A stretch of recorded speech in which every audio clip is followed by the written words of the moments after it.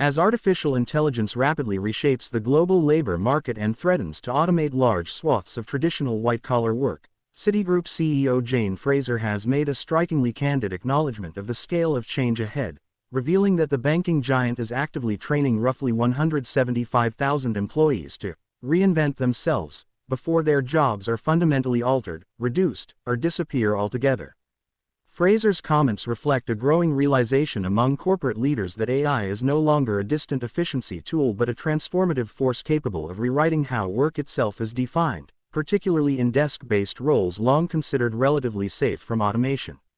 From compliance reviews and risk modeling to customer service, data analysis, and even parts of management reporting, AI systems are increasingly able to perform tasks faster, cheaper, and with fewer errors than humans, putting pressure on banks like Citi, which employ hundreds of thousands of knowledge workers worldwide.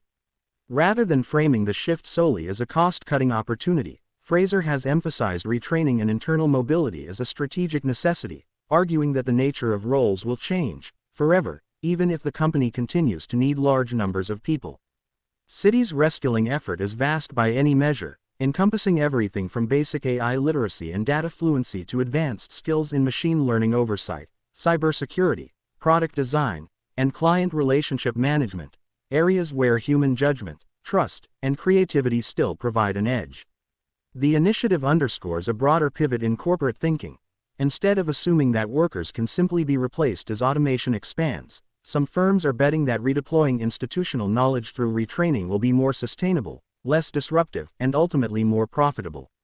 Still, Fraser's warning is sobering, because it implicitly concedes that many existing roles, especially routine analytical and processing jobs, are living on borrowed time. For decades, desk jobs were marketed as the reward for education and professional ambition, a promise of stability compared with manual or frontline work, yet AI is now hollowing out precisely those positions built around structured information and repeatable decision-making. Citi's approach also highlights the uneven impact of AI adoption. Employees who can adapt, learn new tools, and move into hybrid roles that combine technical fluency with human skills may thrive, while those unable or unwilling to reskill risk being left behind, regardless of past performance or tenure.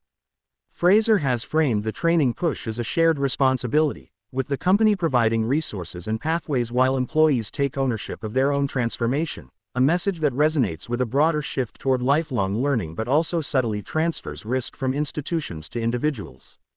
Critics note that retraining, while necessary, is not a guaranteed safety net, as not every worker can seamlessly transition into higher skilled or more abstract roles, and the number of newly created positions may not match the number of jobs AI ultimately displaces.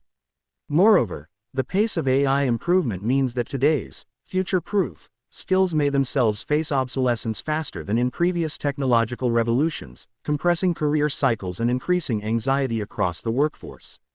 Yet Fraser's public acknowledgment of disruption sets her apart from executives who still downplay AI's labor impact or frame it purely as a productivity story, and it signals that major employers are bracing for structural change rather than incremental adjustment. In the financial sector, where margins, regulation, and competition are relentless, the ability to adapt human capital quickly could determine which institutions remain dominant and which fall behind. Citi's massive retraining effort thus functions both as a defensive strategy and a cultural experiment, testing whether a legacy organization can reinvent itself at the same speed as the technology reshaping it. More broadly, Fraser's remarks contribute to an increasingly urgent global conversation about how societies should manage the transition as AI erodes traditional career ladders, challenging assumptions about education, job security, and the social contract between employers and employees. While retraining 175,000 people is an extraordinary undertaking, it may ultimately represent only an early chapter in a much larger story, one in which continuous reinvention becomes not an exception, but the baseline expectation for anyone hoping to remain relevant in an AI-driven economy.